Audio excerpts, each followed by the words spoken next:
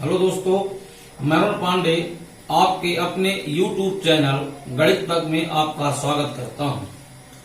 आज मैं आंशिक रूप से परावैद्युत पदार्थ की उपस्थिति में समांतर पट संधारित्र की धारिता पर चर्चा करूंगा।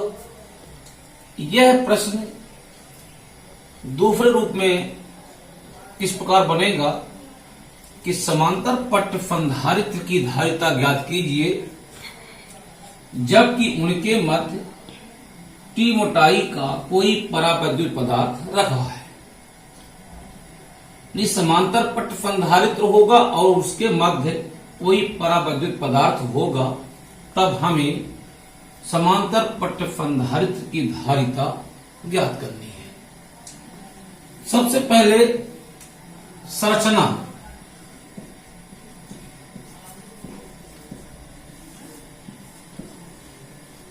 में लिखेंगे इसमें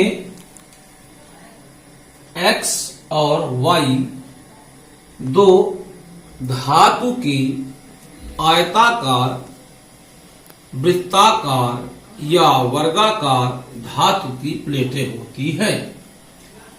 एक का संबंध किसी बाह्य स्रोत से यानी x का संबंध किसी बाह्य स्रोत से और y का संबंध पृथ्वी से होता है। दोनों के मध्य बीच की दूरी d होती है, यानी दोनों प्लेटों के बीच की दूरी d होती है और इनके मध्य t मोटाई का कोई परावैद्युत पदार्थ रख दिया जाता है या रखा गया है। अब इसके बाद धारिता के लिए व्यंजक, धारिता के लिए व्यंजक या सूत्र कुछ भी कह सकते हैं। तो लिखेंगे इसमें कि जब x को किसी बाह्य स्रोत की सहायता से प्लस q आवेश दिया जाता है, तब y के आंतरिक तल पर माइनस q और बाह्य तल पर प्लस q आवेश प्रेरित हो जाता है। चूंकि y के बाह्य तल का संबंध पृथ्वी से है, अतः y के बाह्य तल का प्रेरित प्लस q आवेश पृथ्वी में चला जाता है। केवल आंतरिक तल पर माइनस q आवेश शेष रहता है। अब देखिए व्यंजक के लिए बात करें, मान लेते हैं कि माना प्रत्येक प्लेट का क्षेत्रफल कैपिटल A है, यानी ये कहें चाहे प्लेट x हो चाहे प्लेट y हो, दोनों प्लेटों का क्षेत्रफल कैपिटल A है और प्लेट x में आवेश का पृष्ठ घनत्व सिग्मा है और y में आवेश का पृष्ठ घनत्व माइनस सिग्मा होगा। तो सिग्मा बराबर q अपान a, यानी आवेश का पृष्ठ घनत्व या कहें कि प्रति एकांक क्षेत्रफल का आवेश सिग्मा बराबर कुल आवेश बटे कुल क्षेत्रफल, और इसे हम समीकरण नंबर 1 मान लेंगे। अब देखिए, चूंकि दोनों प्लेटों के बीच की दूरी d है, अर्थात यदि t मोटाई का कोई परावैद्युत पदार्थ न होता तब दोनों प्लेटों के बीच d दूरी में वायु भरी होती। चूंकि दोनों प्लेटों के बीच t मोटाई का परावैद्युत पदार्थ है, अतः जितने भाग में परावैद्युत पदार्थ की प्लेट है उतने भाग में वायु नहीं होगी। अतः यह कह सकते हैं कि दोनों प्लेटों x और y के मध्य t मोटाई का कोई परावैद्युत पदार्थ और शेष बचा कितना d माइनस टी में वायु परत होगी, वायु परत होगी। अब यदि वायु परत में विद्युत क्षेत्र की तीव्रता E मान लें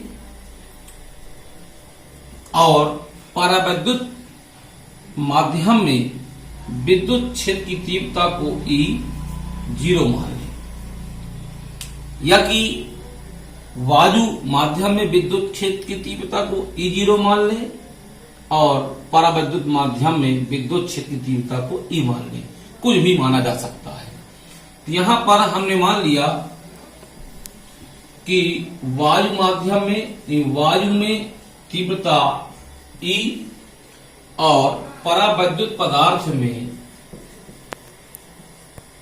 E 0 है। तब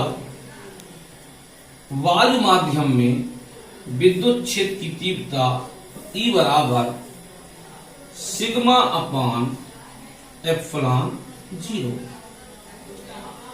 परावैद्युत माध्यम में विद्युत क्षेत्र की तीव्रता E 0 बराबर सिग्मा अपान के एप्सिलॉन 0, के माध्यम का परावैद्युतांक है।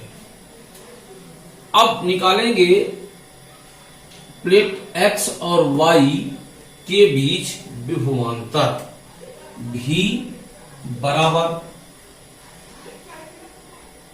एक कान कार्य इसको Y से X तक लाने में किया गया कार्य। तो पहले वायु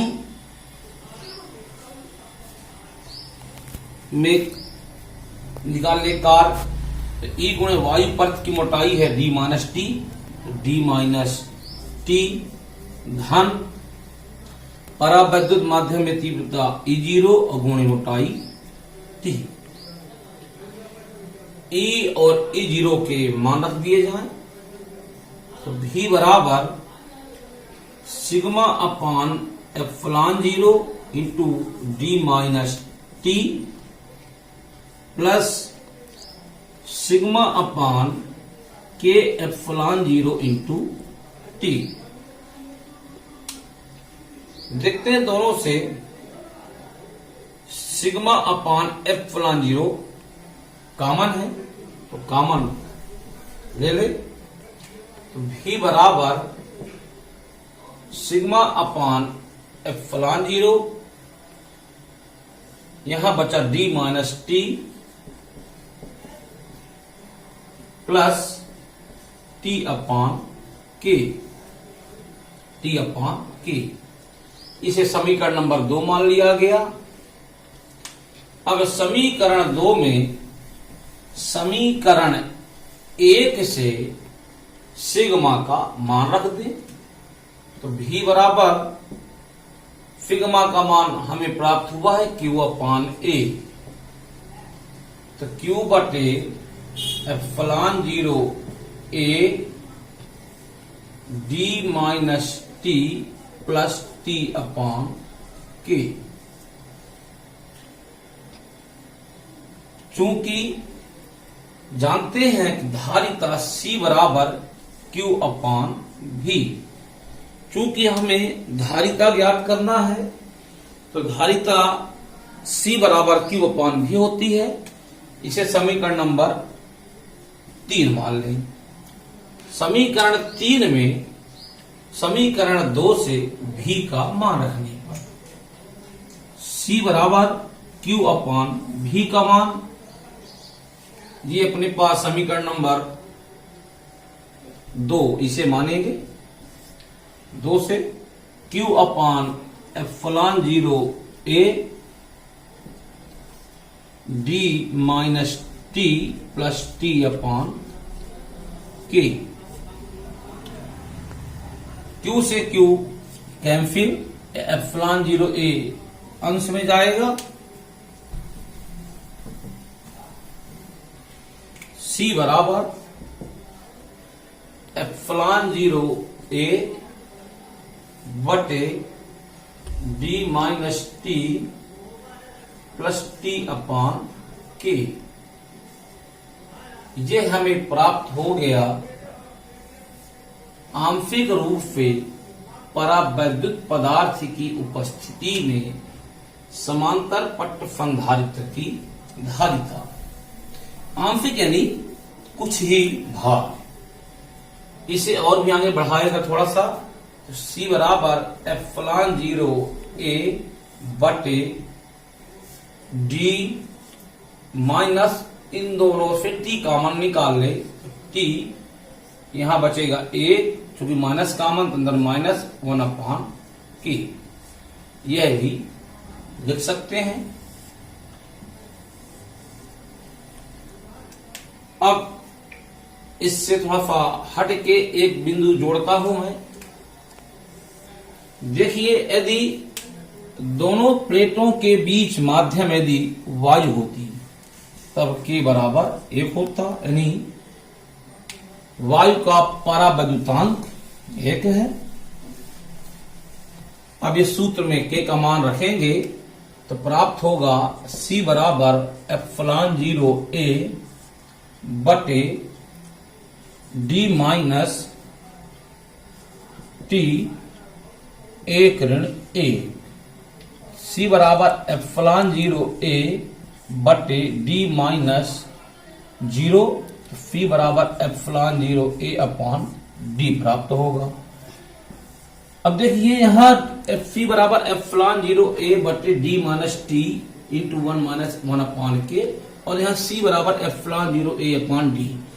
यह जब दोनों के मध्य माध्यम वायु है तब धारिता है, और जब ये दोनों के मध्य कोई परावैद्युत पदार्थ की प्लेट रखी है तब धारिता का सूत्र है। दोनों में अगर आप देखते हैं तो जब आंशिक रूप से परावैद्युत पदार्थ की प्लेट होती है उस समय धारिता अधिक होती है और वायु होने पर धारिता कम होती है। तो यह प्रश्न ऐसा भी कहा जा सकता है कि स्पष्ट कीजिए या सिद्ध कीजिए कि दो समांतर प्लेटों के मध्य या समांतर प्लेट संधारित्र में जब उनके मध्य T मोटाई का कोई परावैद्युत पदार्थ रख दिया जाता है तो उसकी धारिता बढ़ जाती है। तो दोस्तों, यदि आपको वीडियो पसंद आया हो तो लाइक और शेयर करें, और यदि चैनल को आपने सब्सक्राइब नहीं किया तो चैनल को सब्सक्राइब करें। धन्यवाद।